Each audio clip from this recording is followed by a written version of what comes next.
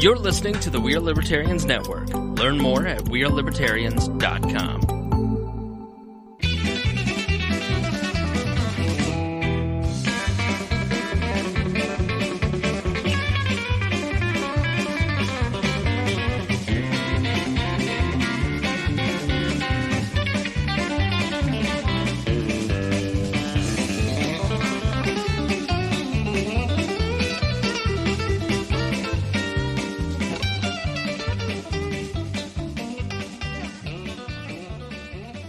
Welcome to the Boss Hog of Liberty podcast on the We Are Libertarians Network. I'm your host, Jeremiah Morrell, and as always, I'm joined by our co-host, Dakota Davis. Hey, how's it going, Jeremiah? Episode 62, man. 62. We are here with Eldon Pitts. Eldon is a man. He is like the most interesting man in Henry County at this point. No, not really. Except he's drinking water and not Dos Equis. Yeah, you know, by Henry County standards, he's the most interesting guy we have. Our show is about our lives in rural Indiana. It's a show about folks who are involved in politics. We're going to promise that our episodes are going to be a fun and an easy listen. We interview people who are influencers, elected officials, political experts, and folks we just find interesting. So this is going to be, we were talking to Eldon a little bit before we started recording, and this is going to be a story that has everything. It's got politics in it. It's got crime in it. It's got drama. It's there's all kinds of stuff in the Kathleen Winters story. Big mystery and everything you could want, really. So this is it's almost like tinfoil time, but it really Yeah. happened. Yeah, Your tinfoil time Tuesday night conspiracy theory show. This is the real deal. Well, it definitely has that. Yep. Those of you who don't know what Jeremiah's talking about, Tinfoil Time is the bonus podcast that you can get if you subscribe on our Patreon account, and it's me and my wife, Audrey, and we break down conspiracy theories every week, and I think this week it was one that I'd wanted to get to for a long time, and it was the conspiracy theory of the country of Finland does not exist, like the landmass itself. It just is not there. Just one big fake story. Yeah, so we started getting into it. Part of the flat Earth. Part of the flat Earth. It was. It has to do with. I listen. It was wild. I always listen to them. I'm entertained. I don't believe a thing you say, but I listen to them, and it had to do with something with Japanese fishing rights, cameras, and something with Russia. Yeah, it was a roller coaster ride. There's all kinds of stuff going on in there. So that's supported by the Patreon folks. We just did an interview that you're going to probably see, I'm guessing, in next week's Middletown paper, unless there's some huge news that breaks and we get bumped to the following week. But at some point, we're going to be in the Middletown news. Should be next week, yes. So I'm looking forward to it. It was fun. We did a little interview with Eldon, and then he's going to sit in here as the official historian of the movie. But between now and a historian, not the official one, lead historian, I guess. There you go, senior historian, senior. That's for sure. So we normally just kind of joke around here for a little bit. We're still waiting on Kandice to get here. She works out of town, so we're kind of stalling. We started a little late. We're taking a slow pace here as we're getting going. But the Memorial Day weekend, Dakota and I were scheduled to have a good full weekend of. Forced friendship. Saturday, you and I were going to get together and do a little shopping before the Indy 500. That's right. And then Monday, after the Indy 500, you and I were going to walk in the parade together. Mm-hmm. And how'd our weekend go? Well, I skipped town. Did you get arrested and couldn't get back? Nope, that wasn't it. So we went. We go camping in Brookville, Eldon, and my wife and I do, and we've got a permanent site there, and every year, at every 3-day weekend holiday, so we do a golf cart poker run, and there's a big dance afterwards. Ooh. Yeah, and so we got down there, we're camping, and we're hanging out with all of our friends down there, and it was just like, the more that we thought about it, it just wasn't making sense, because I'm working during the July 4th one. Couldn't make it to that one. We're going to be on vacation during the Labor Day one. So this was the only one we're going to be able to make it to all summer. And I was like, what do I do? And I was like, I'm going to feel bad if I skip. Well, you had basically a binding contract with your fans, and you had purchased tickets. Yeah. That's how bad it was. Like, there was a covenant with I'd paid $80. There was $80, and then I thought, who do I know that might want to go? And I just texted Chase, and he's like, how much do you want for him? I was like, you're going to pay for my dinner at the steakhouse that we go to for Jeremiah's bachelor party. There you go. You might have did all right. So was it fun? Was it a good Indy 500? It was a great race. Yeah. So we left my house at 3:30 in the morning on race day, and we have our parking pass. We go down, and we were in line on 16th Street to get into the race at 4:50. Traffic was moving at 6 o'clock. We got into the track and into our spot at 6:45, and had a great time. Chase made it down. Chase had his very first Indy 500 experience, and he didn't have any concept. This is I tried to explain it to Dakota, and maybe someday he'll realize just what kind of crazy mass of people it is getting into that place. It's the largest non-religious gathering of people on the face of the earth. I went once. The year got rained out 3 days in a row. 1973. Everybody that I was talking to, they're like, are you excited for the poker run? And I was like, we're not going to be able to go. We have to leave, tomorrow during the day. This is on Friday. And they're like, I'm like, we're going to the Indy 500 in the infield. And everybody I talked to, they were like, yeah, we did that once. It's like a pilgrimage. You have to do it at least one time to experience it. I thought, is it worth it? And I was like, So were you in the infield? Yeah. We have parking passes in turn 3. So we tailgate in the infield and hang out down there. And we have, we probably had 25 people at our tailgate that we entertained over the course of the time that we were there. And then I have seats. So Sarah and I had seats in turn 3. So we zip out. We go watch the race. We watch about 3/4 of the race from the stands and come back in and hang out. I was back home by 7 o'clock. I was wiped, but it was incredible. Fantastic race. It was a little different than what people have had in the past, but it was still up there. It was in the top 5 number of lead changes of all time. I think they tied the record or set the record for the most leaders in the history of the race. So it was fun. It was really a good Indy 500. Local guy finished second. Ed Carpenter finished second in the race. And Will Power had the most ridiculous victory celebration I've ever seen. Yeah, that was hilarious. He got out of the car and drank the milk. He's lactose intolerant. He sat there and thought about it for a minute, and he did drink it. Yep. And then as he sprayed it or whatever, he got the princess or the queen. She's wearing glasses, and he covered her in milk. Yeah, head to toe. She was soaked with milk. Just sitting there shocked. He's supposed to give her a kiss afterwards, right? Yeah. Is what we talked about. She's supposed to kiss him, yeah. Yeah, and she was just like, It was hilarious. So that was fun. So I enjoyed the race. As always, Memorial Day, my Memorial Day observance is going to the race and seeing taps and being a part of that. And there's you get to fly over and the troops are there. Come on in. Welcome. Kandice has arrived. She's arriving in the studio. So that's my Memorial Day thing. So the Newcastle has I know it's been reported as the biggest in the Midwest, if not the biggest in Indiana, Memorial Day parade. I've been to that thing about 3 times in my life because my ability to perk back up on the Monday after attending the race, I don't have that stamina. But Dakota did. You went to it. You attended as the chairman of the Libertarian Party. Yep, that's right. And it looked pretty big time. Yeah, so I went out there, and I go there. I'm like, what should I wear, first of all? And I said, well, I guess I'm the chairman, so I should probably look a little bit professional. So I threw on a pair of blue jeans and my Libertarian polo, and I'm like, well, this isn't going to be too bad. It's only going to be 98 degrees. Yeah. And so I get there, and Candice, you can put the headphones on if you want to, and we're on the air. You're good to go, so come on in. So I'm talking to Lisa, who is our outreach director, and I'm like, what do you want me to do, Lisa? I'm here to work. And she says, you're going to be running around with a picture frame and asking people if they want their picture taken. And so we had picture frames that said #make Henry County or Henry County proud on them. Yeah, I saw that. Yeah. And we're giving them out to kids, and we had photographers taking their pictures, and it was really, really neat.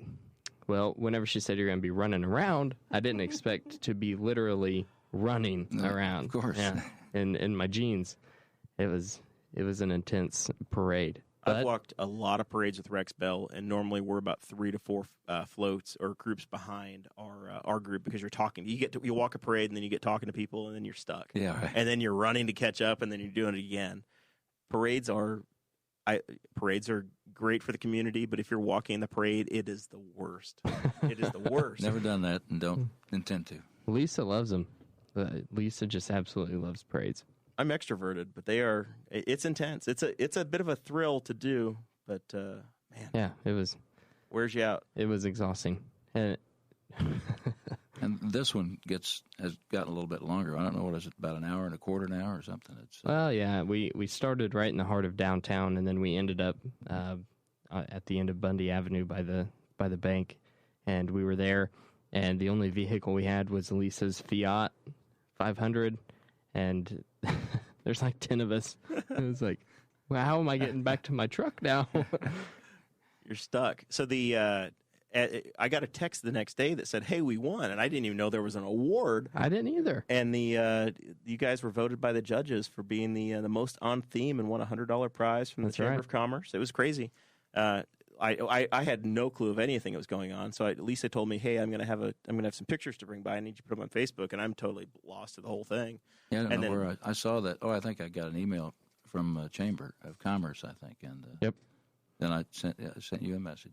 Yeah, it was great, and they did a fantastic job. I had nothing to do with it, but they made the party look good. It was really neat. People really loved it. The pictures were fantastic. Yeah, they were. I saw those. Yeah, the pictures turned out great, and we handed out candles, so that was a little bit different. We're a political party, so we weren't going to hand out candy to the kids that can't vote. So we were So Lisa made a bunch of candles, and we stapled a business card to them that had a QR code that went to our website, and we handed those out to the parents, and people loved that. It was really interesting. People are razzing me in here saying they expect to see a Jeremiah Morrell parade in the float. Not for Memorial Day. That's not. That's what I said earlier. We do the Indy 500, but Memorial Day, you can't do it. So this weekend, Dakota and I, he skipped out on me last weekend. This weekend, I'm truly forcing my friendship, and we're going out of state together. This one's not that much forced. This is you're one actually I on board really want to do. Yeah. Big bachelor party this weekend coming up. We're taking Jeremiah to Nashville for his bachelor party, just like he took me for mine. And it's so much fun. If you ever get the chance to go to Nashville. Nashville, Tennessee. It's amazing. We're going to the one in Tennessee, right? You're not in taking me Indiana. down to Brown County. No. Yeah, it's you're not it's a going good to little trip. Nashville. No, we're going to the big Nash Vegas. So everybody can be prepared for all the stories on next week's show. We won't tell you. There won't be any stories to tell. It's just a Bible study. It's a gag order. Yeah. You're watching for those. Yeah. It's your teaser for next week. That's right. All right, so let's get down to the business at hand here. I've been aware of this for a while, having grown up in this community. There's a young lady that disappeared a little over 100 years ago named Catherine Winters. How old was she, Eldon, when she disappeared? 9-year-old girl from Newcastle, Indiana. And it's an unsolved missing persons case. Is that accurate? Some of us think we've solved it, but all right. Not 100%. It might be breaking news tonight. No, it's not 100% proof, but all right. Close as we'll ever get, I think. So that story, the story of Catherine Winters and her disappearance, got Kandice's attention, who's joined us now. And from this tale, you said this is going to be a good play, right? So we went from real world to play, and now ultimately we're going to talk about it, but it goes to a movie. Right. And it's been almost, it has been over 2 years now. Right. I started writing it in the fall of 2015. So we're quickly approaching 3 years on the full project. We performed the play in February. That may have been when we started rehearsing. Maybe it was in March or April of 2016. Yeah, 2016. We sold out 5 shows.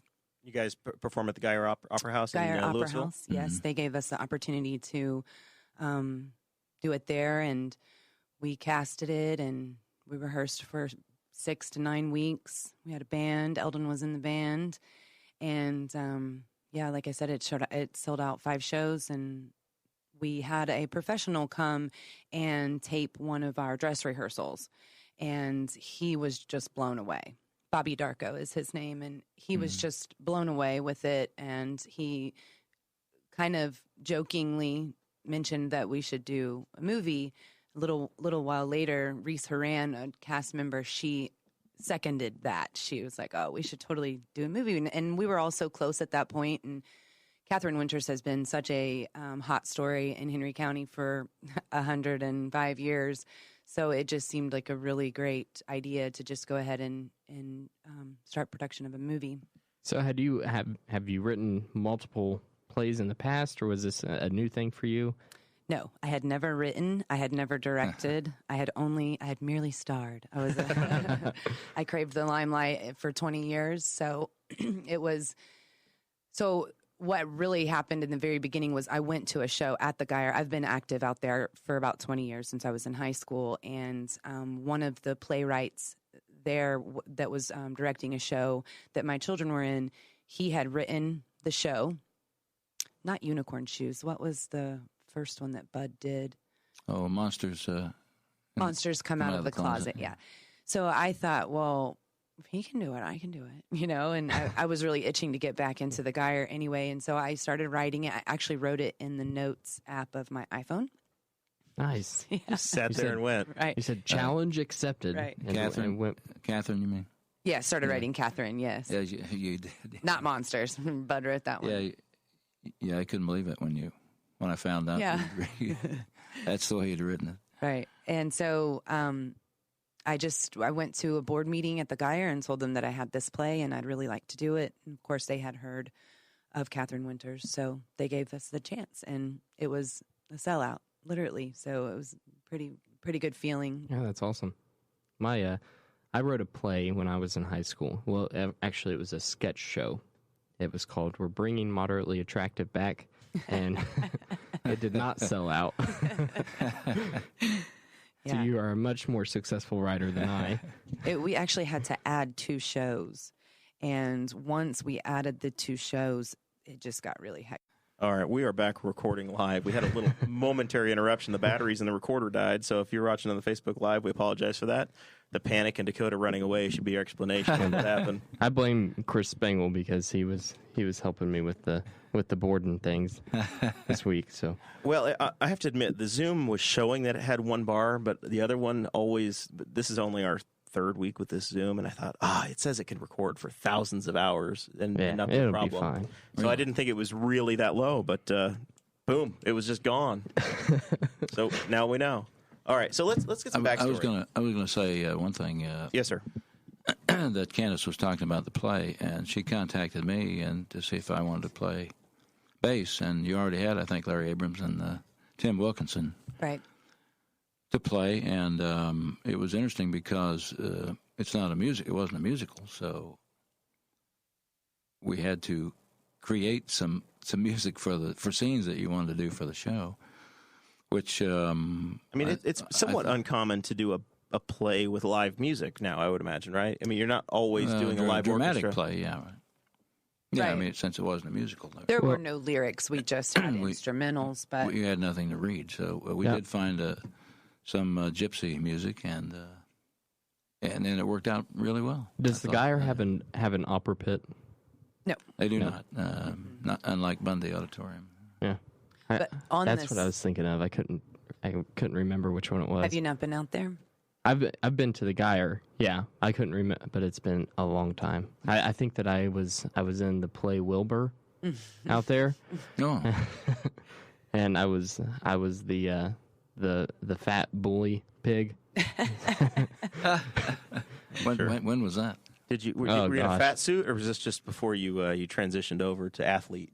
No, I did. I had a pillow stuffed in a pink shirt, and yeah. Yeah, the orchestra's off to the side, and the structure they actually built. Yeah, we call it the pit still, but and they can use it now also for shows if they need an upper level. Mm-hmm. So it's really nice, and it's covered, with, and it works out really well. It was really, sentimental to me because, of course, I have a history of being out at the Geyer, but then also just the age of the Geyer is, I think it's 1905. 1901. So it also has its own. It's such a cool building, too. Mm-hmm. It is. It's awesome. Oh, it's beautiful. We always describe the smell. I mean, it's got this smell, and it's not a great smell, but it is just it's a smell. And when you're there, you're just kind of You said the smell, and I remembered it smelling bad, and I was like, you learn to love it. What It's acquired did they smell. change something? But it's very, very, very old. There's signatures on the wall as far back as 1914 actually. Really? There's one as you're going down to the backstage. There's a spot that they've painted it again because it had faded so much, but it says "Please do not spit on the floor" from when they used to spit tobacco. I guess I've never looked at all those to see what the oldest one.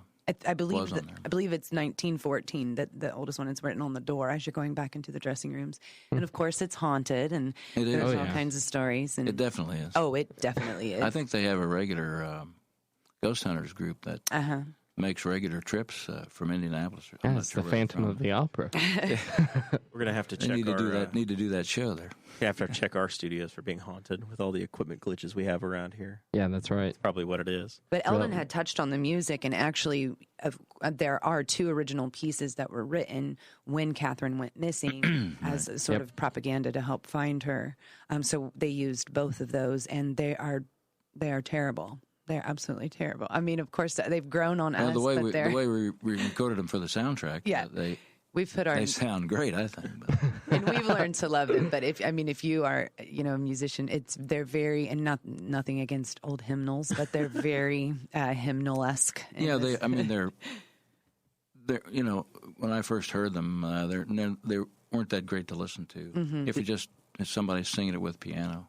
Did you have original versions from the time that people had recorded, or did you have sheet music? What did you work from? Sheet music. Yeah. Just sheet music. You didn't have a recording, like a commercial recording or something somebody made. No. And one of the songs It was actually is 1913, titled "Where is Catherine Winters?" Right? Where did Yes. Catherine Winters go? Yeah. Right. Where did and Catherine Winters go? it has lyrics that include, is she somewhere beneath the sod? Oh my gosh! I think that's the could we telephone to heaven? I think. Is it? Yeah, I'm not like sure. Clapton They're inspired. both creepy. They're very creepy. They're very dark, very creepy. But then they have this, churchy type music with them. So it's a little. But we recorded some for the actual movie, and Tim Wilkinson, he took one of them and really kind of added some nice gypsy sound to it. It goes into a minor key, and it's very dark, and it's great.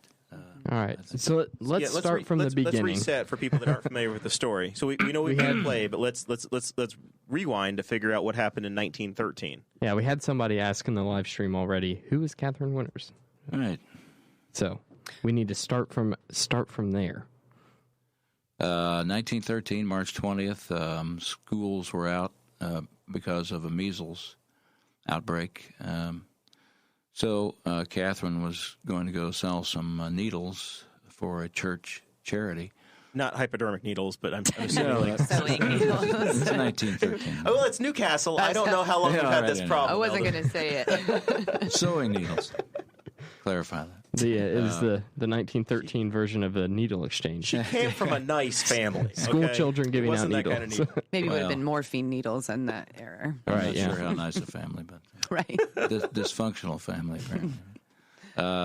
To sell them for a charity, and about 9 o'clock she left home and was going to play with a friend, Helen Stretch, down on North 7th Street, who had a new dollhouse. And so the story was that she was walking back east on Broad Street, about the 1100 block, when a family friend named Dan Monroe saw her and talked to her. And then she went on home, and he was believed to be the last person to see her. But it was in one of the newspapers just a few days later, actually, that some boy that knew her had seen her at 16th, around 16th and Broad, at a livery stable up there watching some gypsies watering their horses. So 16th and Broad, if we're thinking more current, there's a church there now. It used to be the old Martin Tire Firestone. Is that where 16th and Broad is? Yeah. And this was on the south side of Broad, where the gypsies were, and she lived just 3 blocks north of Broad Street. There on So 16th we're Street. talking about gypsies. What do we mean by that? Are we talking about like like ethnic people, like the Roma. Yeah, People. Kandice knows more about that. Roma was the best that we could conclude. Of course, they're gypsies. I mean, and we use that word in the sense of, they collect vagabonds and stuff along the way. So, we're not exactly positive, but we know that gypsies traveled through the area quite frequently. Regularly, yeah. Yeah. So that was a common occurrence. And also in 1913, gypsies would have been socially on the same level as black outcasts. people, people of different culture and religion, things like that. So it would have been very easy to point the finger at the gypsies as they were in town. They interviewed the people that don't belong, basically. Right. Yeah, that's what they're saying. Mm-hmm. It's over by the railroad tracks. It's in a very transient area. I would assume Broad Street at the time was still the main thoroughfare. It was, yeah, and I'm not sure what the city limits were. They were a lot smaller, obviously, now than they are now. But so I'm not sure how far east the city limits went. Probably not a lot past 16th Street, probably. But and she lived just 3 blocks from there, so. She was just 3 blocks from home when she actually may have been seen last. And then when she didn't come home, her parents, apparently assuming she was still playing with some of her friends, didn't notify anybody until about 5 or 5:30 for some reason. I'm not sure why. She went missing from 9 a.m. to 5 p.m. Well, yeah, she was supposed to be home at 11 or 12 for lunch. And why they waited that long, I'm not sure. Well, I know why they waited that long, but so. Oh, but it was also kind of a different time then, where Prearranged parenting. Yeah. Yeah. So they got an automobile. It had started. I don't want to start to rain, but they had some great flooding in the whole Midwest and Ohio Valley that night. That started. A lot of people were died in several days. So they found an automobile and they went out to try to find this group that had come through town.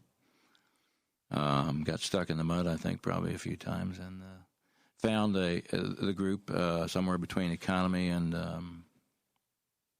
Hagerstown, I think. And looking for the gypsies right, that had left. It found the camp. It found the camp over there and searched it. Didn't find the girl, and so they went on.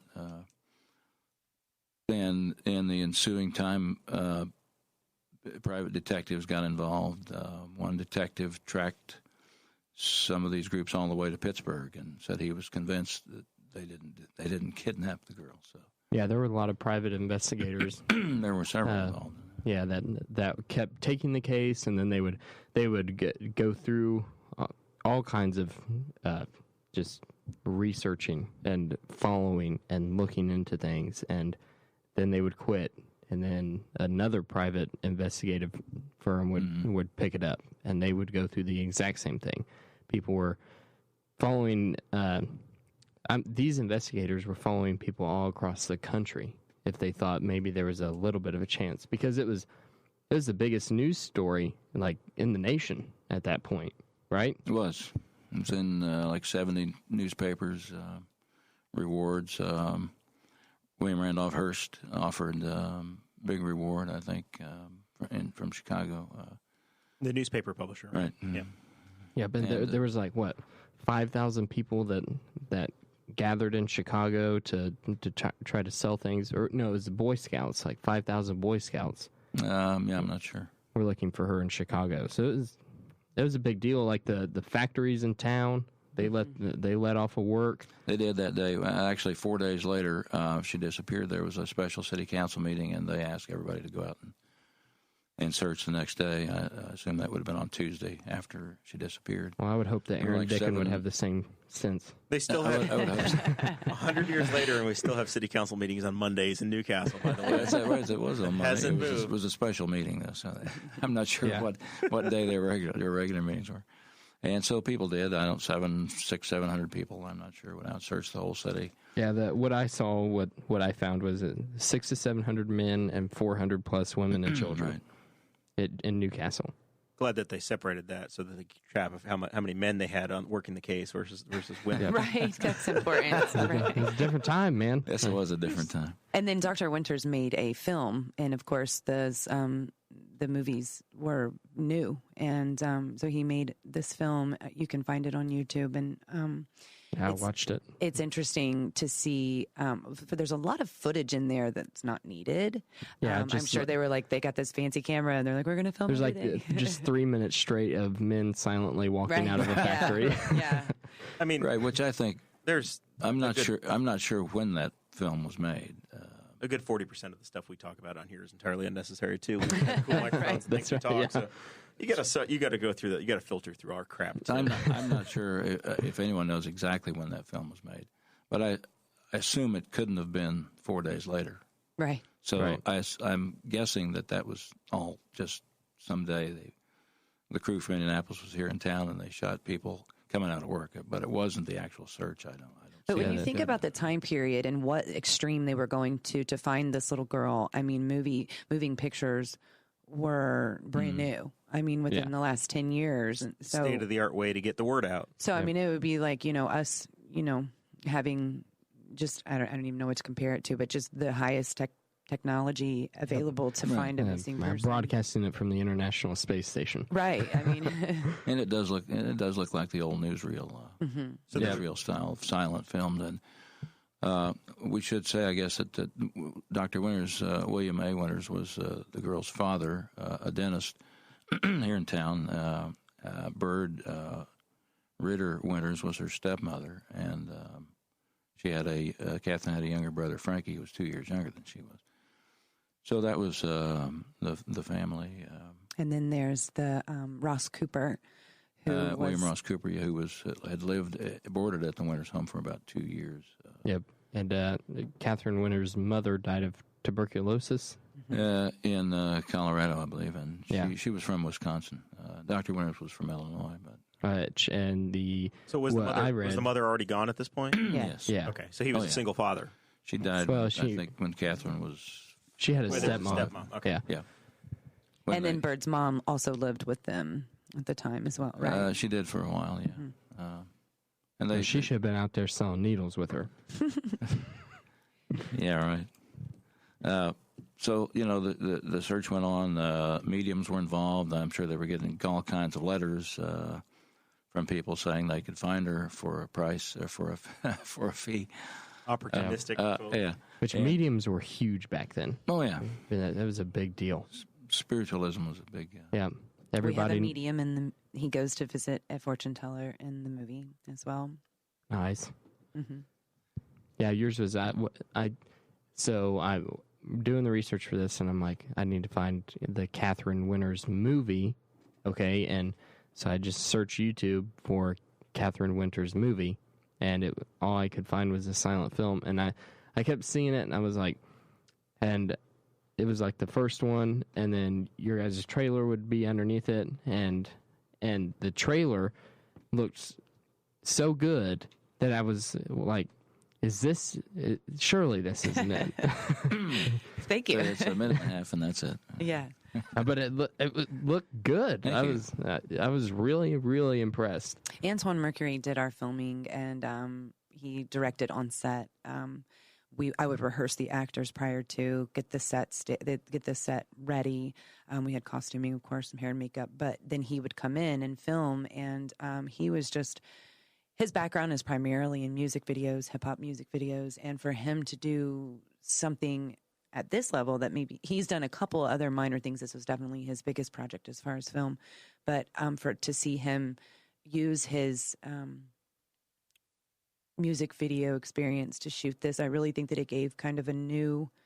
When you mix the new way of filming and the the hot new shots and things like that with our old sets, with our old costuming, with our dialogue that's very 1910s. Very period. Right. When you watch the trailer, you can tell that you guys definitely paid attention to your site selection, where you see the trim work on homes, and it's period correct, where it's early 1900s. That was the most difficult thing of the entire project. The basement. I mean, there's a scene where there's a basement staircase, and it looks exactly like. Probably wasn't that hard to find a basement. It looked like 1915 around this town, because every we could just came over here. House. Yeah, You're talking about the one where she is thrown down the stairs there. Pushed down yeah, the stairs. there's a shot from behind a staircase that's Right. it's an open slat basement staircase. Yeah, you found that. And you found that location. And then there's another location that you guys have in the that's an open field. It looks like it's an open park or a rolling area that looked really nice. It is. That's a farm down by Knightstown. And you've got no structures in those, so once again, it looks great for the period. Just really good job with that. We went to Metamora and filmed. That was a great place to do some period places. We shot in Knightstown. We shot in Connorsville. We actually had a period train that the Whitewater Valley Railroad let us use for a donation. And I mean, it's period, as close to period as we would be able to get. I think it's technically 1920s, but I mean, close enough for government. Right. When you're trying to get a whole train and train station, and the train station actually was period. It was a replica. So did you shoot that in Connorsville? Yes, we shot that in Connorsville. It's an old Rushville depot that they moved. They moved it. So it was it was furnished. It was perfect. I like to say that a lot of this was one phone call away. I mean, it was, and Eldon like had 90% of the connections. Not even kidding you. I mean, anytime I would say, we need this. Well, I'll talk to so-and-so. We've got a guy. He got us Judges Road. I've been around a long time. Just anything you could think of. You get to know a lot of people. And of course, it's easy to obsess about this story. I mean, you're talking really to two people that, I mean, Eldon's been respectfully obsessed a little bit longer than me, but I mean, I was very, very, you couldn't stop before you were thinking born. Yeah. So then once you start working on a project, I mean, you get even more, involved in wanting it to be perfect. And of course it's not. I'm sure that we'll have plenty of critics out there, but it was, if nothing else, it was a fantastic project that brings light to a local story that people love to hear. So. Yeah, it's really neat. Yeah, I have to say that the group did become like a family over the 2 years, and I've played for a lot of musicals, stage musicals, and 30 some different musicals since high school, and it's a lot of fun. You come in, you rehearse a few weeks, you do the show, and you go home, and I love doing those. They're great, but this was one of the greatest experiences, just watching them do what they did every day. The cast and crew were just phenomenal with the sets that they created, where we needed sets created, and the locations we were able to find, and have people willing to let us use them, sometimes for a donation, and that's fine, But because, like this Historical Society and the Whitewater Valley Railroad, because they need money too. So. Yeah. So let's but they were great, and these people just created. I couldn't believe the sets that they created when we had to. Yeah, one cool thing about the Catherine Winters story, there was a $1,000 reward for the capture or information leading to the capture of whoever took her, and I ran it through the inflation calculator, and $1,000 in 1913 is $25,175 in today's currency, which is insane to me. Like, I couldn't imagine a child going missing today and someone offering, $25,000 for the reward. That's not heard of. So, I mean, that kind of just tells you how big of a deal it was. They did fundraisers to find her. They did all the community really. I mean, you got to think in 1913, little girls didn't come up missing, or at least you didn't hear about it. Yeah. And Newcastle, I love the way Colleen Steffen,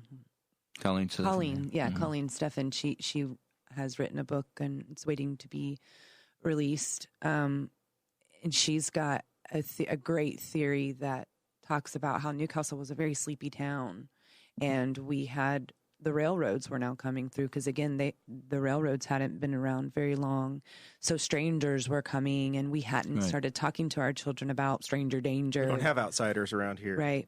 Yeah. So and she makes some good points. That's her theory. That She a was stranger grabbed off took the her. street. We don't agree, and we never will. But we'll never change each other's minds. But she raises some good points. Yeah. The people were coming and going. They had the interurban, the trains coming through.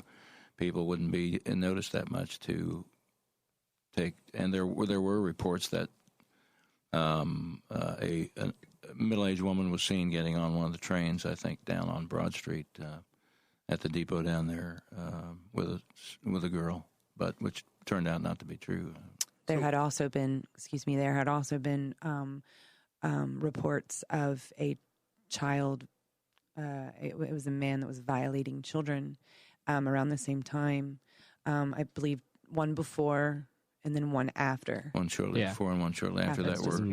They caught that person, right? No. They didn't? So you've got all these theories identified. going around town as to, this girl was abducted by the gypsy. She was abducted by some lady at the train station, some guy that's been having their way with kids. But the dad got arrested.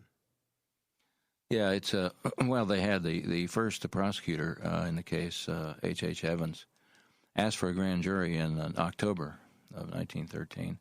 I think he always suspected somebody in the household all along, and he said so after they were arrested 14 months later, actually. And he was no longer a prosecutor. But so he called the grand jury. They were scheduled to talk to like 100 witnesses or something. I think they only got through like 30 or 40. And the judge said, a lot of the grand jurors were farmers, and they weren't making any progress. They deliberated, or they had the case for about a week, and they said, the farmers need to get back to their work, and you're not getting anywhere, you're not getting anything new. The prosecutor said he actually had 3 more people ready to subpoena, but it was people like Cade Coger. Yeah, No, real farmers, not fake. Oh, that's what it was. Oh, no. And one thing interesting that happened when they were hearing testimony from all these people was once Frankie Winters, the brother, Dr. Winters was going up and down Broad Street just having a hissy fit. He did not want his son to be interviewed.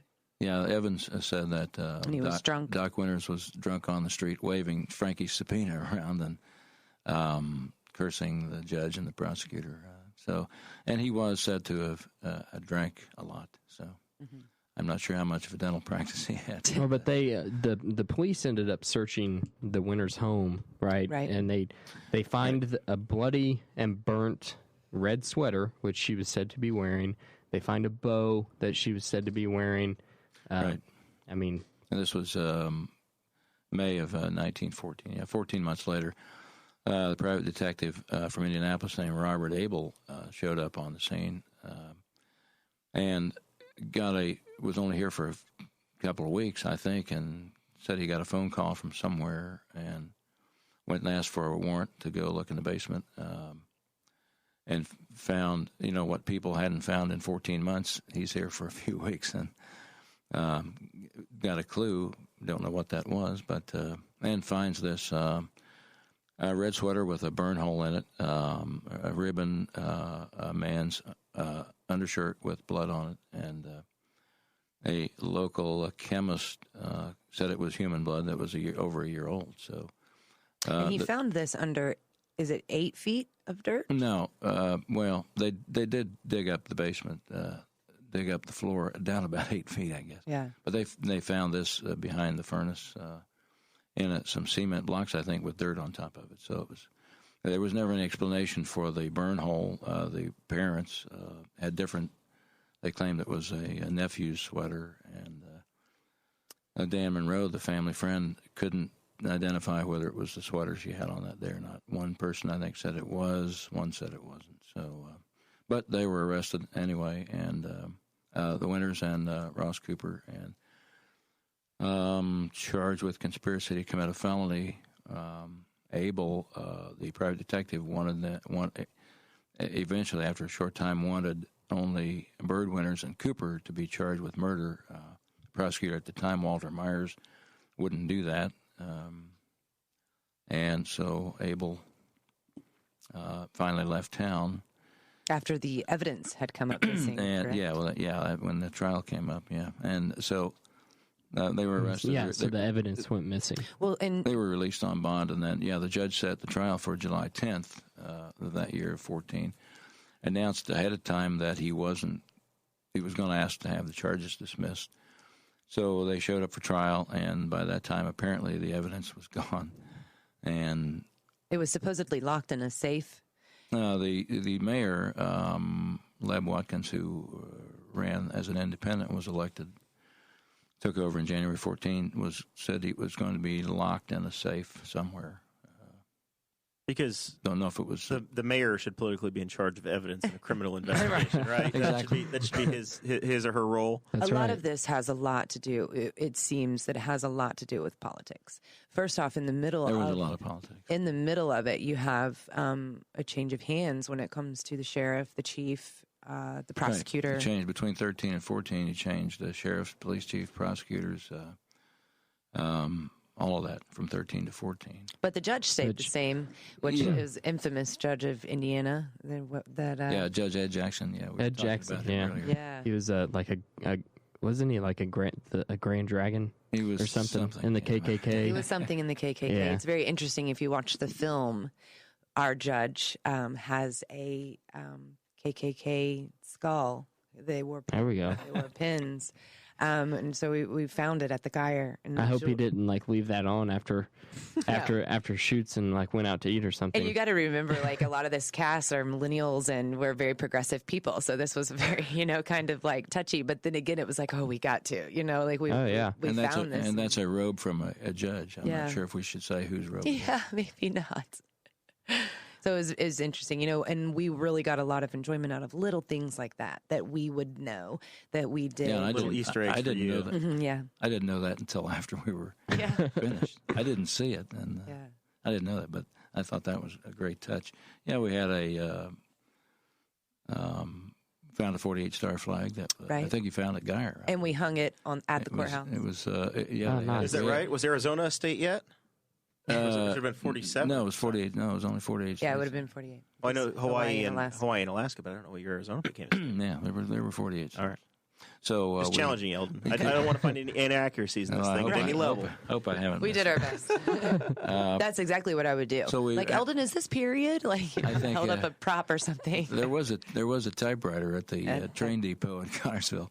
Yes, we had to strike. Daryl Smith, who's a friend of mine who writes for the Connersville paper, just showed up that day when we were down there, and so just walked into this, and I happened to know him. So we were looking around inside the depot, we were getting ready to shoot, and I saw that typewriter, and I thought, maybe 1930 or 40, and Daryl said the same thing. So you did take it out. Yeah, we took it out. I was like, it's got to go. Eldon said no. Eldon said no. We had a 5-year buffer. If it was 1915 or 1918, we maybe wouldn't have been so. We did find some online that looked like about that year. Yeah. So I think it was a good idea to take it out of there. But when two reporters tell you to take a typewriter out, that's they not know that their you typewriters, do it. Right? They do. Yeah. These fellows been especially if reporters they fought in the war. since typewriters were. Yeah, right. We did. We used them at the Muncie Star when I started working there. We had typewriters. 1978. Did you have the nice new ones that you could actually go back and erase on them? No. No, he had old manual typewriters. So tell me about casting. How because I wound up getting cast in Smoke and Mirrors, which was produced here I saw over you Labor put that Day on there. weekend We'll talk about about 4 years ago. Talk about Sandy Slavin a little bit later. And Sandy did a movie, and I was my house. Travis White offered up my house as a set, and the next thing I knew, somebody died in my garage, and I had a murder take place that was so poorly acted that they couldn't use the scenes from inside of the house. But the garage scene happened. They wound up having to rewrite the movie completely because the paid actors in the movie couldn't get the stuff right. But you're on IMDb now. But I was an extra, and Sandy put it all on IMDb. So if you search for Jeremiah Morrell on IMDb, I am a credited actor. So maybe when Catherine 2 comes out, y'all can hit me up. I can continue my resume. But that's one of the reasons why this movie was so appealing to me to have you guys on, is because we've had this interesting niche of local art. Obviously, Robert Indiana was here, and we've got the music scene that's come from Henry County, and then Cameron Grimm did a Stephen King project. Cameron recently. Grimm's done some, yeah. It's 5 after 5 productions, and they're planning to do a lot more. So there's been a great art scene, and whether it's for us in a content creation role on a podcast or creating movies or plays. There has emerged in the last several years. It definitely catches our attention. So that was the tweak to me to say, I definitely want to learn about. Yeah, because it's a local story. You had local actors. It was produced locally, filmed locally. It's right up our alley, Jer. Yeah, so Super casting, we primarily used the main characters from the play, and we just did open auditions the way the Geyer usually does them. We post, and people come, and we hold two, and then we call and beg people to take parts because we didn't have enough people show up for auditions. That's 90% of how the Geyer smaller ones do. I heard that Les Mis, they had a great turnout. They just casted for it out there. That show's coming soon, so it should be fantastic. And you might tell them how you found Madeline Lowder, who plays Catherine Winters. So I'm writing the play, right? And like I said, Bud is doing Monsters Come Out of the Closet, and I go in. My older daughters were in the play, and I see this little girl, and she would have been maybe 8, and I was like, oh my gosh, she kind of looks like Catherine Winters. And then I see her act, and I'm like, oh my gosh, she's fantastic, and she is. She's absolutely fantastic. She's got so much talent. And so I said to myself, like, that's who I want. And she came to the audition, and she blew us away. And she's got a very good work ethic. I mean, we pushed this little girl downstairs. We crammed her in multiple times. A lot of takes, a lot of retakes on that. Yeah, so she was snatched, she ran, she was tired, she was in, especially when we, at least halfway through the filming, she was in every scene. So she worked, man. She just worked. And since then I've seen her grow so much as an actress anyway. And I think back to like when I was, an aspiring actress as a young girl. And if someone would have given me this opportunity, I mean, it just would have been like, oh my gosh. So I really like seeing her, and she's so humble about it, and she's just absolutely fantastic. And that was really how the cast kind of went. A good friend of mine, Shyla Ward, plays Bird. Greg Kreider, who does Bastion Kreider, yes. Depends upon when you know. Right. So if you went to high school with him, he's Greg, and now he's Bash. Right, so he's Greg to me because I went to high school. We've been friends for a very long time, and he does his barbecue now, which is fantastic. And so he plays Dr. Winters, and then Spencer Lowe plays Frankie, and I've been a hairdresser for 15 years and locally, and I did his mom's hair, and he was active out at Geyer as well. So it was Jake Serber. There was just a lot of Alexander. Yes, oh yeah. so you know, Yes. right? So he plays William Ross Cooper. Oh, cool. Fantastic. That was Shyla actually told me, she was like, you should get a hold of Jacob because I think he would be a really good Mr. Cooper. And I did, and he came, and he was exactly what I wanted. And so then the other parts that we casted for, I held an open audition. We posted it. People spread it word of mouth. And I think we had like 60 people show up to that. We casted the gypsies from there. Some smaller roles, supporting roles that were townsfolk. Derek Crane plays yes. plays Dan Monroe. And Shyla actually told me about him as well. Really? So it's like, you guys, I'm sure have found once you know one person, you know a million people in this town. And the way your networking works. And through Eldon, I know every single person in Henry County and surrounding areas. So you do now. Yeah, he actually linked me up with Mark Orr. I believe that's who you told me to contact him. That he knew. We know Mark. Yeah, so I mean, I'm talking, these fellows are up at 3:00 in the morning answering my questions about Catherine Winters, and loving it. And so it was just, like I said, a lot of things were just one phone call away. I mean, we got a $250,000 train, one phone call. So, it's just really interesting when you start to reach out to your community, and you've got all these people involved. And people do want to help you. I like to think that the aspiring artists in this area, there should be no reason why you can't find something to do with your art and your talent, because there are people out there that are very interested in a lot of different things as far as artists, theater, music go in this area. And the other two, I think maybe who have continuing parts in the show were Seth Carter, who plays the police chief, and the late Kenny Carter, who plays the sheriff. Yeah. So the police chief, really quick. I saw on the silent movie, it said contact police chief, and now I can't remember his first James name. Bauslog. James Bauslog. Right, yeah. And I saw that, and I'm like wondering in my head, I was like, Bauslog, in Henry County. I wonder That's if a legendary name. Yeah. and then right after I thought that, Eldon was like, look out for the name James Bauslog because that's Richard's great grandfather. I was like, oh, it was, and Richard, we had when we shot, we were able to get the courtroom in the courthouse for a weekend, final weekend. And the courthouse is where they actually held. That was the trial. Yeah, it was the original. And, we even thought that they would have been standing in the exact same spots. The trial and probably the grand jury up there, too. I mean, the police station was in the basement of the courthouse at that time. Oh. Where was the jail? Same place it is now. Since Really? Since 18-something. Yeah. Oh, wow. The old jail, it was the same location. Huh. And No shell buildings? No. And playing the hits, Dakota. and it was, and it was great for the commissioners to allow us to use the courtroom for that whole weekend. That was probably my favorite of the 5 weekends over the year that you guys filmed. I think was probably my favorite because some of it actually happened there. And and we had shot the grand jury scenes in there, and Dick Bauslog was one of our 6 grand jurors. Yes. Nice. Yeah, that's pretty cool. Having his family, having Connected been from the beginning. one of the people, yeah.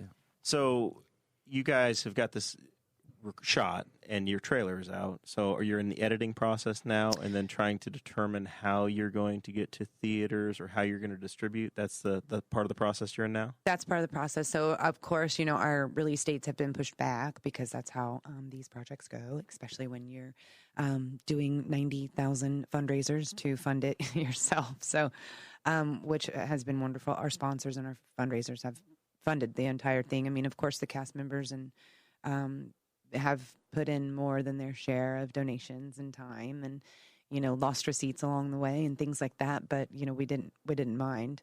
But we had a little hold up with the music. So, of course, when you go to do music, if you're going to potentially make any kind of money off your project, you have to have the copyrights and this, that, and the other. So it was just easier to just have all original music. And I had done a Kickstarter. I don't know if you guys are probably familiar with that, but it's a way to raise money for your project. Pretty much you get prepaid for a movie or whatever it is. So I had started this Kickstarter project, and it has a little note where you can leave and say what you need as far as, other things to contribute to the movie, what you need. And in-kind contributions instead of just cash if you need. Yeah. What else could you Other do? supplies. Right. Mm-hmm. So I put that we needed music and, stuff like that. I'm not even going to attempt to say his last name, but Jaro or Jay, he is from Slovakia. Yeah. And he hit me up and was like, hey, I make music and I'd love to help you out. And I'm like, okay. Young composer over there. Yeah. And he's won awards, and he's fantastic. I mean, that's awesome. Yeah, he's fantastic. So I sent him some inspirational music. I used a lot of Friedrich Chopin when I was writing as inspiration.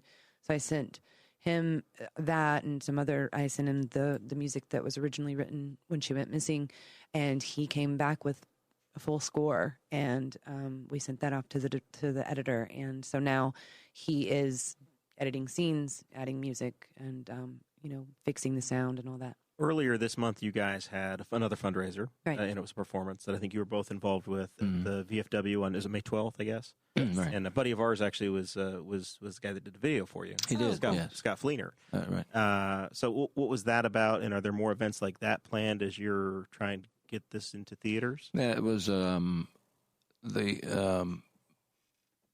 I think you say we may need one more. I'm not sure. Well, see, so we have this, we are all actors and artists, so we want our red carpet, and we have all these children involved, and, a lot of actors that have been, and artists that have been, musicians that have been around for a long time, and this is a really big deal to us and our little Catherine family and our little movie, indie film, low budget type thing, and we would like to do a premiere. I mean, it was a great project, and I have faith that it's going to be really impressive.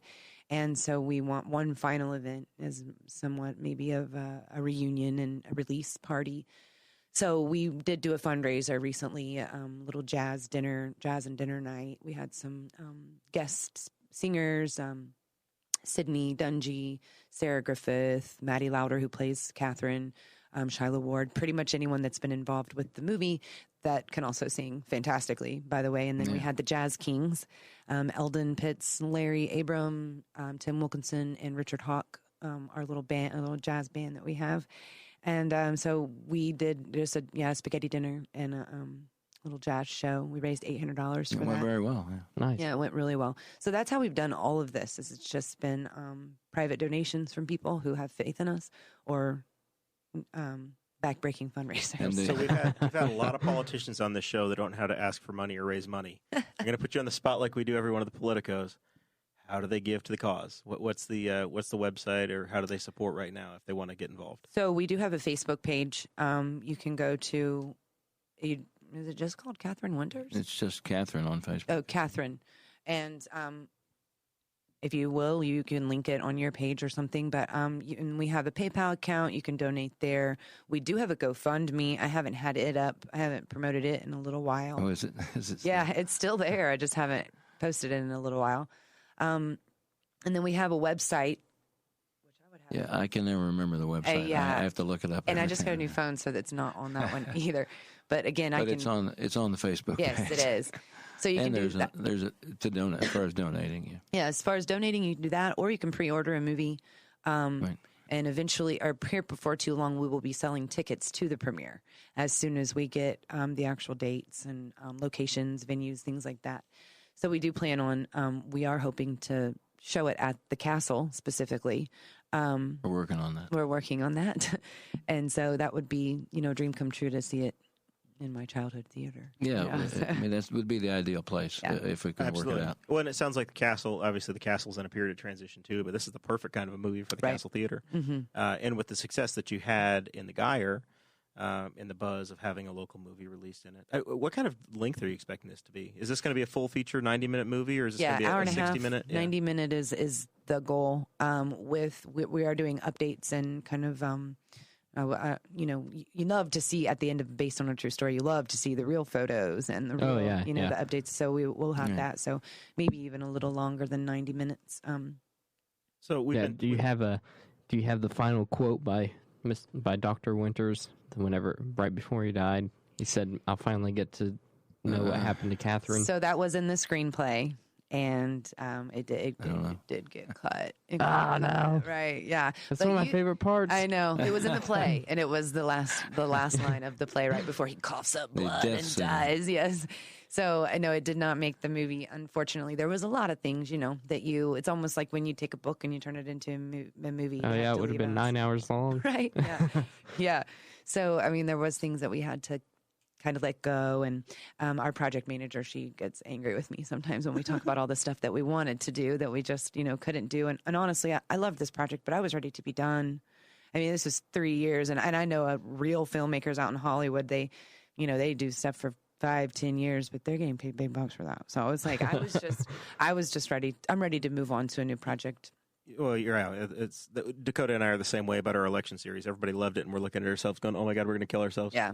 We're doing 3 shows a week on the same subjects, and it just kind of, you start to get tired of talking about the same stuff all the time. Well, but we understand, even though it's a passion project, right? do. Yeah. A few more months, you get to do it all over. That's right. I'm sure we'll be crying about solar farms and commercial goat milking operations, Eldon. It'll be a new set of issues this fall. I mean, you got the general election coming up. That's right. Yeah. So I think the thing about this project that will be the best about the next project is any funds that we make. We have a little board that will talk about where we're going, what we're going to do with those. But I think collectively we know that there will be another project. And so to not have to do fundraisers. There is? Oh, well, yeah, of course there is, Eldon. You're playing bass the whole time. Catherine too, is... yeah. I'm not sure what it'll be about. But, yeah. Do you have an idea or is thoughts as to what the next one's going to be? I'm a writer, so of course I have 1,000 thoughts, a bunch of unfinished thoughts and jots and all this, and random notebooks laying around my house everywhere. But I probably something more along music, actually original music and some music videos, newer. Yeah, I was going to say about the band. The band is great because it came out of the movie. Yeah. We shot a jazz bar scene at the Snedigers, and Larry Abrams and Tim Wilkes and I had done the music for the play, so Kandice wanted to do a song called Frankie and Johnny, so I watched a video of one of those and thought clarinet would be good with that, so I contacted Richard Hawk, who's one of the best anywhere he's around. Fantastic. Clarinet and sax, and so he joined the group, and we shot the scene there doing that song at Snedigers, and then we did a fundraiser at Snedigers with the band after that, and I think we kind of thought, why not keep this band together? So we're working on it now, rehearsing and trying to get ready to work up enough songs so that we can start booking, hopefully. Yeah. So that's a project. I have 4 kids, so of course that's a project, But no, I don't know what the idea. It's almost like it's right on the tip of my tongue type thing. But of course, the funding will kind of lead me in whatever direction. I have no interest in doing more fundraisers. I mean, absolutely no interest. I mean, of course, it's fun to get with the cast and this, that, and the other, but we set up and tear down everything. Yep. I mean, we cook the food, we clean, we do everything from moving tables and all that is even the sets. We didn't have a crew come in and do that for us. We're getting up at 3:00 in the morning and grabbing some Jack's Donuts and going to set and setting it up. So that was Jack's Donuts was fantastic. We had Jack's Donuts on set every single time. every weekend. Every weekend.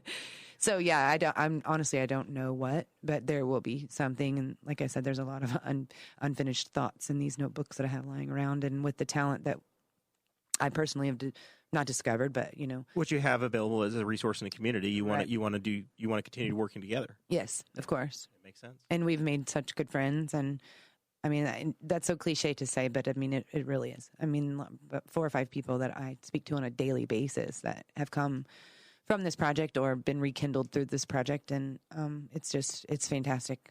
And it's awesome to be around like-minded people and people who, we live in this small town of Newcastle or surrounding area. And we grew up with, kind of with this sagging head, like, oh, it's Newcastle. But when you go out there and you put yourself out there and you look for it, it is there. And there's a lot of talent here, musical talent, acting talent. There really is. And one of the other things I wanted to mention that we were able to use in the movie too was from the Henry County Historical Society, and Gene Ingram got their 1911 Maxwell for us to use, shooting a scene at a local cemetery out east of town. Batson Cemetery, and Mercury, I think, was really impressed with that car, and it looks great, and it was perfect. So Mercury would walk on set and be like, "Are you kidding me? How much did you pay for this?" The first one that we did, Eric Carrender let us use, and that was Kenny Carter, the late Kenny Carter's connection there, but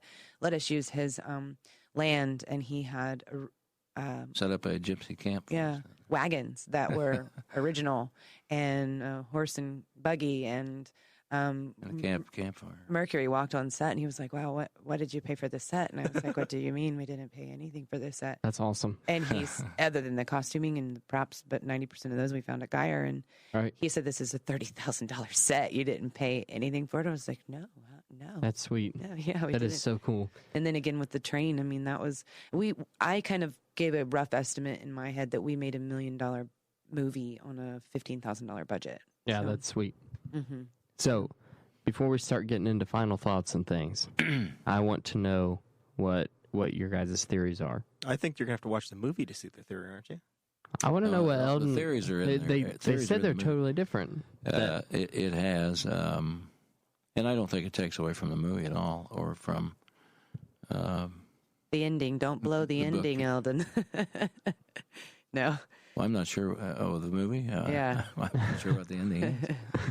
No, I was just going to talk about some notes that I found at the museum last year that I'm pretty sure I know who wrote them, that indicate that a man named Al Sherry, who was supervisor at the Big Four Railroad where Ross Cooper worked, told this to a relative, apparently, and in about 1950 that Cooper had brought a box or some boxes to the Big Four Depot a couple of nights later after Catherine disappeared ship to himself somewhere out of another state. And they tried to track the shipment down. They couldn't find it. And I think that's probably pretty much what was thought at the time. The detective, Robert Abel, said at the time that when he came in that he had evidence that a large box or trunk was taken down there and shipped. So it goes along pretty much with that, with what some people thought back at the time. So do you think the family would have done that? Or do you think it was and used him as the person to get her out of town, or do you think it was the late Charlene Perry researched for 30 years the case, and then her daughter Lisa Perry finished the book. They lived in about the home Catherine Winters. for a period of time. Charlene lived there that's for, cool. for about 6 or 7 years, I think. And is Lisa who was at the Courier Times right. for a period of time? Okay. Mm-hmm. And this is one thing that Charlene had always said, that she had been told that this is what had happened, that something. And Charlene interviewed a woman named Mildred Popejoy in about 1988, I think, who told Charlene that she was a friend of Frankie Winters, and that at some point Frankie told her that they were all at home, and that Catherine said something and Bird hit her and knocked her off the chair. And Frankie said they made him leave the room. They closed the doors, and somebody carried her out, and that was the last time he ever saw her. So that had to be the day she disappeared, obviously, if that's all true, combined with what this Al Sherry claimed happened 2 days later. I think that pretty well says what happened. It might have been accidental, probably was. This detective had claimed that Cooper and Bird Winters were having an affair. Maybe they were, maybe they weren't. Maybe Catherine saw that, and maybe they decided to kill her for that reason. I don't know. That's pretty drastic, but I think it was probably accidental. But they covered it up, so they didn't report it. And whether Dr. Winters had any knowledge of it or not, I don't know. I think the one prosecutor, Evans, thought that he knew what had happened, but he wouldn't say. So, yeah, I think that's pretty much what. And like I say, Colleen Steffen, a good friend of mine, journalist from Ball State, and who also worked at the Muncie Star for a while, believes that she was grabbed off the street, and she makes some good points for that. Even since the journal entries have been found, I haven't spoke to her since. Well, we really haven't. Yeah, we haven't talked about it. Yeah, that we need much, to have coffee. Yeah, We need to see what her view is. We've exchanged some emails and messages on Facebook, but we haven't really talked about. I know that won't change her. I don't think. No, you don't. She's pretty skeptical of everything. So, and she has a right to be. But so we'll never change each other's minds. So Matt Pierce is still on. He was on our show a couple weeks ago, a detective for the Henry County Sheriff's Department. Is he still actively working on this case, or have they kind of let it slip by? I have no idea. It's not an open case down at Henry County anymore. I believe when when Lisa Perry read the new clue, the journal entries, that she did take it to the police station. And I don't remember when we interviewed her in the courthouse. I believe that's what she said that day. I'm not sure what came of it, but I think that she did, turn it over. I think so, yeah. I don't know. I haven't talked to them. I don't know who was looking into it. But I have talked to prosecutors, a couple of different prosecutors, and when I did a 5-part series on it, in fact, for the Muncie Star years ago, I talked to Kit Crane, who was prosecutor, I think, at the time, to ask him, because the prosecutor, I think politics were involved, but he decided to dismiss the charges. And Kit Crane, who's a circuit court judge now, said, that if you lose the case and they're found not guilty, new evidence comes up later. Obviously, you can't retry them. And I understand that, but and it's easy for me to say, I would have gone ahead and taken them to trial anyway, but just see what happens. I mean, they might have gotten the conviction, maybe, maybe not. But so they walked away, and there was never anybody convicted for doing anything to her. So. But supposedly he searched or for, a period of time after, a significant period of time. I mean, and even you have his last quote is all of his life. Yeah. 27 years. Thousands of dollars of his own money. Yeah, what I read was between 1914 and 1915, he spent $2,600 of his own money, which put it in the inflation calculator, that would be $60,000 of today's money that he spent in a year. He searched, and I can't remember where I got this piece of information, but I believe he helped find another missing girl up from Florida. I think she had been missing from Florida. I think they did over the course of him going to identify people. Did turn up some girls that were missing, but they weren't Catherine's. Right. Right. So he looked at dead bodies and did have a benefit. But I think, he died. He died, spent a lot of his own money, claiming that the gypsies. He still believed the gypsies. Yeah, that was his theory. And the one prosecutor, Evans, after the trio were arrested, said, that Dr. Winters, the half of the story would never be known until Dr. Winters told what he knew. He said he always suspected the Winters' home life was not happy, and that he knew more than he was telling. So, but I think he knew the gypsies weren't involved. The one detective, like I say, tracked them all the way to Pittsburgh and said they definitely weren't involved. I've even heard that gypsies stopped coming through this area because they knew that Dr. Winters would. Yeah, that could be. That's why we don't have a gypsy problem anymore. That's one way to get rid of the gypsies. That's the reason. All right. Well, I think we're at that point in the show. We probably ought to start wrapping things up. Eldon, do you have any final thoughts? Anything to pitch? Any, the day job for you?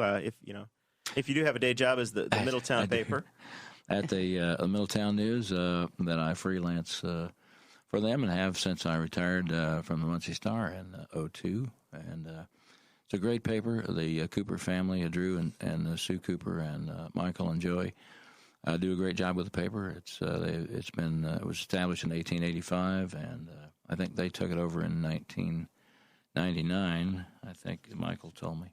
Well, and they do a great job on your behalf. You cover almost every county meeting of relevance. So even though it says it's the Middletown paper, it's a once a week summary of the public meetings in Henry County at a bare minimum. Obviously, there's additional information on Middletown, but for the Henry County side, it's a tremendous value. Yeah, I try to do as much as I can with county government, particularly the Middletown Town Council and county government. Basically, I'd like to cover more city council, more city government things, and we'll try to do that in the future. But I think it just looks good, and they're a great family to work with and to work for, and they do a great job down there. And people can subscribe and pay for it and subscribe online on their website. It's themiddletownnews.com, I think so. And do freelance for the Curry Times a little bit sometimes too, and enjoy that too. So I didn't want to quit altogether when I retired. So. I don't know if I want to retire like Eldon, where I'm still out there covering, looking like I'm a full-time guy. Although the podcast, if the podcast is what we were doing, we're retired, that's a different thing. You must have to really love your job to retire from your job and still do the job to continue doing it. Well, I do enjoy it. I mean, I've done it for so long and most of the officials, city and county officials, have come and gone. You got to cover the great overthrow of county government in 2018, Eldon. I mean, so I was working at the local radio station here back in 1971. It was when Paul Osborne was mayor, actually. So I went through Paul Osborne. Never even heard that name. Osborne Park, man. Scott Bouncell and Gary Markham, and all the way up, and then Bud Ayers, and all the way down the line. So gotten to know. Did you ever meet Al Bundy? No. or Omar Bundy either. Yeah. Well, it's been our pleasure to have you. This has been a lot of fun to finally get you on the show. There's more, so much more. Oh my gosh, I mean, yes. He's if it wasn't for this movie and the work you've done, he wouldn't be here today. He would not come on the show. Eldon doesn't do interviews, so having him more provide about it the all story. is a miracle. I think you mean more about the story. Oh yes, no, that's what I mean. You could do a 3-hour show. Yeah, I've talked to this man, on a daily basis for a period of time for 3 years, and there's more. Every time I talk to him, I'm like, oh, really? Also, I get confused now because of, of course I embellished when I wrote the screenplay, so now I'm like, did I write that, or is that actually true? I can't remember which one is true or not. Historical fiction. Yes, that's what we labeled it, historical fiction. So, Kandice, if people want to support you, obviously, in this, but the day job, too, you if people want to get their hairs cut, they can come see you? Yeah, so I work at a barbershop called Gents Barbershop in Greenfield. And we're 9 to 9 Monday through Friday and 9 to 3 on Saturday. And You hear that, Clay? 9 to 9. Oh. We have one of our county councilmen is our barber. Dakota and I go see the same fellow. He's one of our co-hosts. Oh, yeah. Has the MVP barbershop here in Newcastle. Oh, yeah. But you got to show up between 9 and 9 and 5. He's got the old 9 to 5 job Right. Monday to Friday. Not Mondays. Should have said something about him on here. But we have some great talent in there. The guys that I work with, the gentlemen that I work with are fantastic. We have wonderful clients. It's a great facility. And then obviously another shout out that I would like to give is the Geyer. That would be my favorite pick if people were going to go support. I mean, aside from my personal project, is the Geyer Opera House. They've done so much for theater in this area, and there's always something going on out there. So if you have that theater bug, and if you got the bug to be on stage or backstage or downstage or understage or whatever there's all kinds of stages out there. And You want to do a play with me, Jer? Very active. oh, do it. It's Boss Hog of Liberty on ice. it's a fantastic place for all ages, literally, and all types of skills, costuming, even just maintenance. I mean, Well, there's all were- kinds of stuff. They were a big benefit, a big help Yes. in this project. And all along the way. With in my costumes personal and- life, the Geyer. I mean, and it's an entity to me now that, when I think of course, actors come and go and board members change around and things like that. There's your core people that are usually always there, but the Geyer itself as a structure. It's an institution. Yes. I mean, and a lot of people, if you talk to people who've been active out there, they'll tell you the same thing. It's a great place. It's a fantastic place. So I think that I did 2 plays out there, and then I auditioned for another one. I didn't make it. Oh. And then I never went back. No. Well, you mentioned, you talked about Sandy Slavin earlier, and I have a story in the paper this week about the film that she's going to be working on, starting next spring, called I Only Want You, and Who do you want? I think he was talking to you. she's going to start next spring now, I think, and shoot it in Newcastle. She did one before called Losing Green, which was shot mostly in Connersville, I think, but she wanted to do this one in Newcastle, and she just recently got Patty Spittler on board to have a small role in that movie and help It's a promote the big movie. name in Indianapolis and And Central Indiana. Don Stuck, who was a Q95, I think, is also going to be in there. So she's going to start filming next spring, I think, on that. It's been pushed back a little bit, but so she's done a lot, and she's planning to do it quite a bit, I guess. Just as Cameron Grimm, apparently, with his 5 After 5 Productions, wants to do a lot more. So Very cool. there's a lot going on here. All right. Dakota. My final thoughts are that I'm ready to go to Nashville. And that's about it. Ready for the honky tonk? Yep, I am. You got to keep me from buying 3 pairs of boots this time, though. If you buy 3 pairs of boots, I just want you to buy one of them for me. It's my weekend. Yeah. We went to the last time for his bachelor party. We went in, I guess it was October of last year. Yep. And we went to a little boot shop on Broadway. And It wasn't little, it was huge. we were in a boot shop for about 7 minutes. Dakota had 3 pairs of boots and spent just under $500 on boots in 7 minutes. It was like $300. It was. And it was buy one, get 2 free. A was guy the at the most- barbershop was telling me about them, and they were amazing. It was boots. the nice most boots. incredible, efficient use of time and buying footwear I've ever seen in my life. It was truly something. They to have it remember. all laid out by size, so it's not like it takes that much time. You just go to your size section, you're like, these are my top 3. This, I'm done. this. If you're going to buy boots, Nashville is clearly where Americans go to buy boots. And what better way to And have cowboy a hats. buffet of boots? Nashville. I'm bringing my Pearl Snap shirt. I'm going to bring at least one, just for the sport of it. See what happens. See how we do. So if I could ask you quickly, we were talking about this before. Sure. You started here about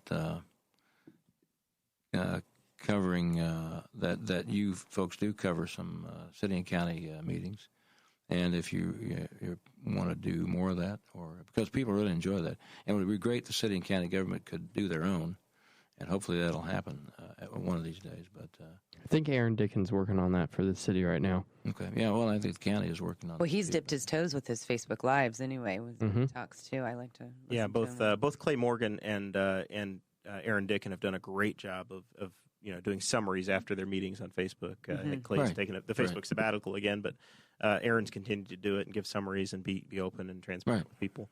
But yeah, we've made it to a handful of them.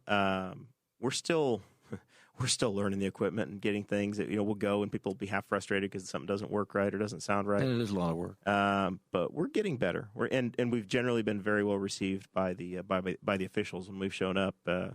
Sometimes we have to move around a little bit or jump in the way to get the camera in the right spot or to get the sound sometimes right. we just set up our own table. Yeah, at one of the park board meetings, we just said the heck with it, and we set up our own table and went with it. And it worked out okay. So good.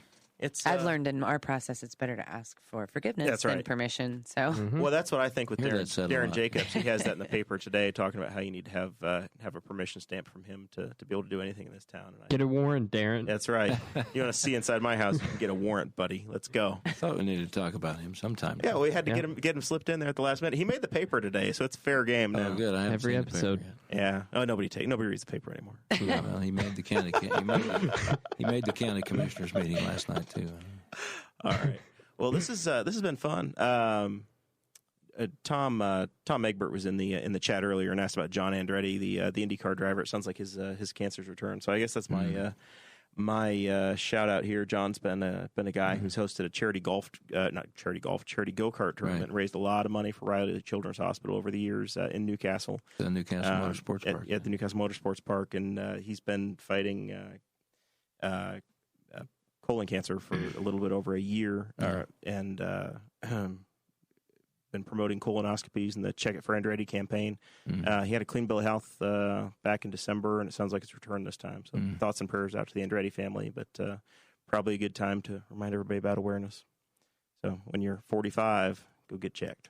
So with that, on that happy note, it's another Newcastle Henry County story though, and kind of close to home. Really glad we had everybody here. This was a lot of fun. Looking forward to hearing when the movie is. When you have your red carpet, we're set to go mobile. So maybe we'll do some. That's a fantastic idea. Some red carpet interviews and put that out in podcast form. Just have to reach out to Lot first. Make sure it's all right with him. Well, he's the one that he's the diva of the cast. I had to have only green M&Ms in a dressing room that faced east, and a yoga instructor with yoga pants on at all times. With yoga pants on, yeah, specifically. Right. Maybe Dakota and I will wear yoga pants. On the red carpet. Oh yes, that'd be fantastic. All right, and watch for the band. Hopefully, we'll be out there soon. That's it. The Jazz Kings. Next week, we got the guys from the Espresso podcast coming on. We're going to have a mashup with them. That's right. Espresso, they're coming. So that's we're going to talk sports next week. Dakota, Chase, myself, and the Espresso boys. Sports. See y'all next week.